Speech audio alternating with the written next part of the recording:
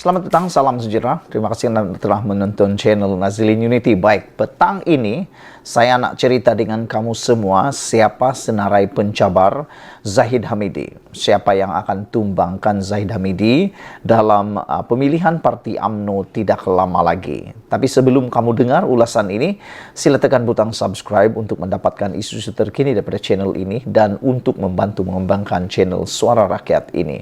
Baiklah saudara-saudara sekalian, seperti yang telah dimaktubkan dalam perlembagaan Parti UMNO yang mana telah meluluskan 6 bulan selepas PRU mesti diadakan pemilihan kepimpinan UMNO yang baru.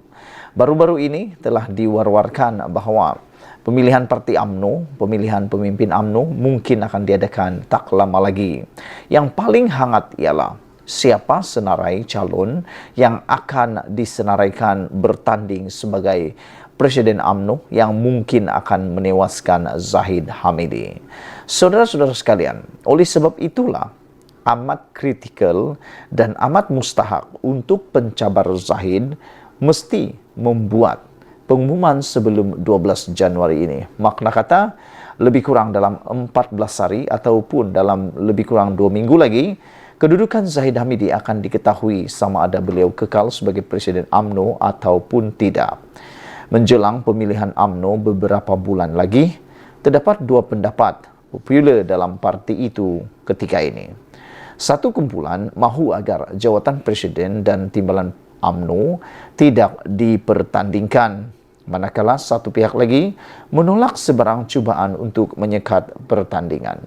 Secara pribadi, sebelum saya teruskan ulasan ini, saya nak tanya kepada semua audiens, penonton yang menonton channel ini dalam isu kali ini, adakah Anda memilih atau Anda berada di pihak yang mana menghendaki jawatan Presiden UMNO dan timbalan Presiden UMNO tidak dipertandingkan, ataupun Anda dalam kedudukan di mana mahu supaya jawatan Presiden dan timbalan Presiden UMNO perlu dipertandingkan?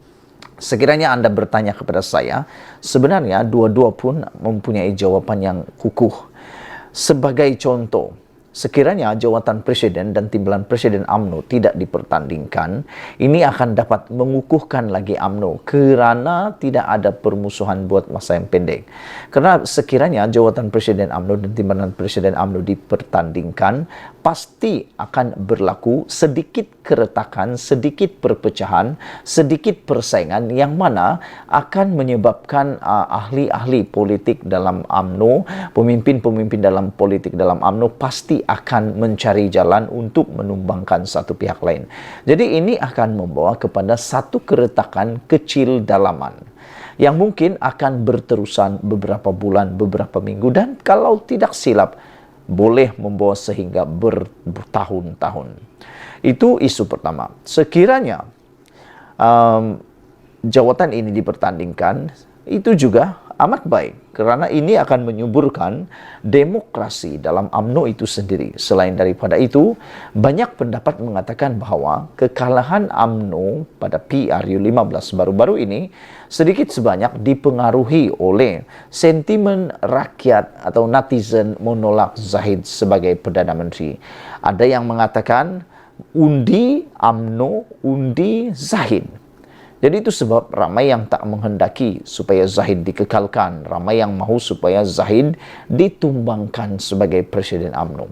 Kalau Zahid Hamidi ditumbang sebagai Presiden UMNO, adakah jawatan beliau sebagai timbalan Perdana Menteri akan digugurkan atau dipecat oleh Anwar Ibrahim? Jawapannya ialah tidak. Kerana jawatan timbalan Perdana Menteri tidak semestinya Presiden UMNO. Ini sudah dibuktikan di dalam kejadian ataupun berlaku baru-baru ini, yaitu Perdana Menteri Malaysia tidak semestinya Presiden kepada satu parti, yaitu Ismail Sabri Yaakob.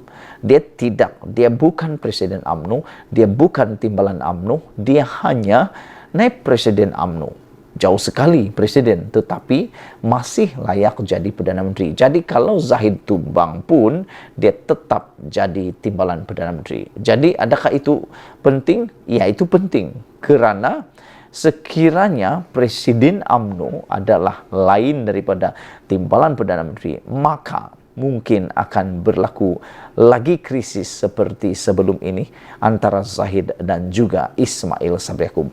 Walau bagaimanapun, saya mohon kepada Anda semua, kamu tinggalkan komen kamu, apa pendapat kamu, adakah Anda juga bersetuju sama dengan saya? Tinggalkan, tuliskan dalam ruangan komen.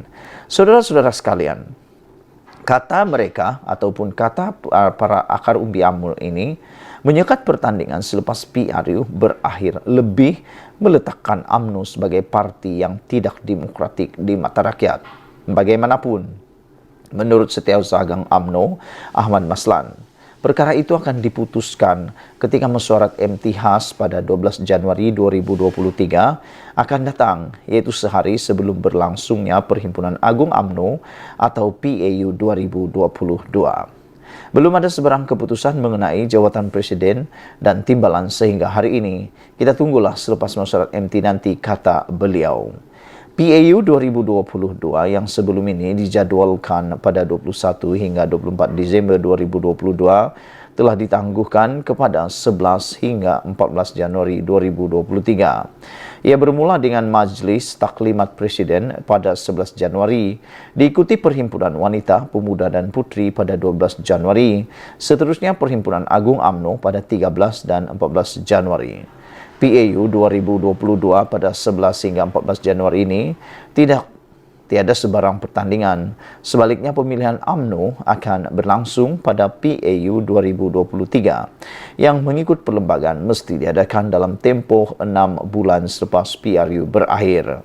Bermakna, pemilihan AMNO atau PAU 2023 hendaklah diadakan sebelum Jun 2023.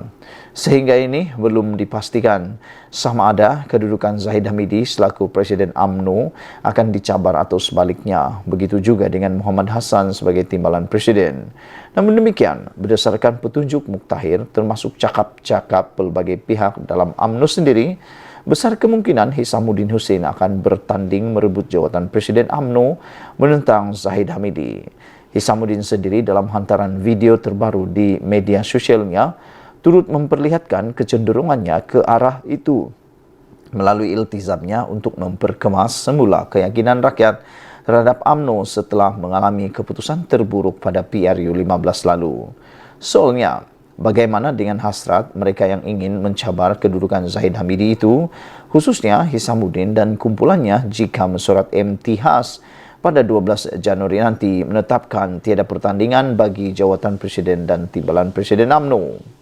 Untuk memastikan cita-cita pencabar Zahid Hamidi itu tidak tergendala dan mengelakkan mereka berterusan makan hati dalam AMNO, mereka adalah dinasihatkan agar bertindak lebih pantas dalam hal ini.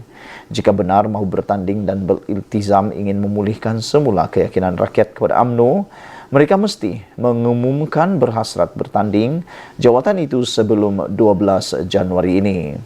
Sebarang hasrat ingin memulihkan semula keyakinan rakyat akan terkubur dengan sendirinya jika MT AMNO pada 12 Januari membuat ketetapan tiada pertandingan bagi jawatan Presiden dan timbalan Presiden, yang mana ia bermakna Zahid Hamidi akan kekal menguasai parti sehingga berlangsungnya PRU 16 pada tahun 2027 akan datang. Setidak-tidaknya dengan pengumuman lebih cepat itu, mereka dapat menghalang mesyuarat MTHAS AMNO pada 12 Januari nanti daripada membuat keputusan tidak membenarkan pertandingan bagi jawatan Presiden dan timbalan Presiden. Malah, jika mesyuarat MTHAS AMNO berani juga membuat keputusan seperti itu, nampak sangatlah Zahid Hamidi takut jawatannya ditandingi. Masalah besarnya, beranikah pula pencabar Zahid Hamidi membuat pengumuman cepat itu?